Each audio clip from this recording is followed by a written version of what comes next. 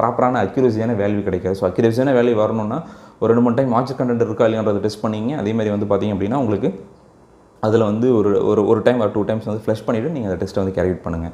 அதே மாதிரி வந்து பார்த்திங்கன்னா அந்த வோல்டேஜ் நீங்கள் இன்ஜெக்ட் பண்ணுறீங்களா, ஸோ வோல்டேஜ் இன்ஜெக்ட் பண்ணும்போது ப்ராப்பராக வந்து கொஞ்சம் கொஞ்சமாக இன்ஜெக்ட் பண்ணுவாங்க. அதாவது கிராஜுவலாக வந்து டெஸ்ட் ஆன் அப்படின்னு சொல்லி போட்டு அப்படி கிராஜுவலாக வந்து வோல்டேஜ் வந்து இன்க்ரீஸ் பண்ணுவாங்க. அதாவது 2 kVலேருந்து 3 kV 4 kV 5 kV அப்படியே கிராஜுவலாக இன்க்ரீஸ் பண்ணிட்டு உங்களுக்கு என்ன செட் பாயிண்ட், உங்களுக்கு என்ன பிரேக் டவுன் வோல்டேஜ் வைக்கணுமோ அந்த பிரேக் டவுன் வோல்டேஜ் நீங்கள் ட்ரை பண்ணலாம். பட் அதுவே வந்து குறிப்பிட்ட லெவலுக்கு மேலே அதுவே வந்து உங்களுக்கு ட்ரிப் ஆகிடும். அந்த கிட்லேயே வந்து suppose break down voltage achieve ஆகிடுச்சு, நீங்கள் சப்போஸ் வந்து உங்களுடைய இது வந்து 30 kV தான், 30 kV 33 kVலேருந்து நீங்கள் எடுக்கிறீங்க.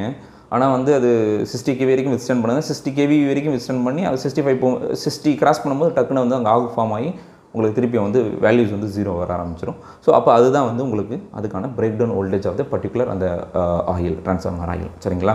ஸோ ஒரு சின்ன ஒரு அவுட்லைன்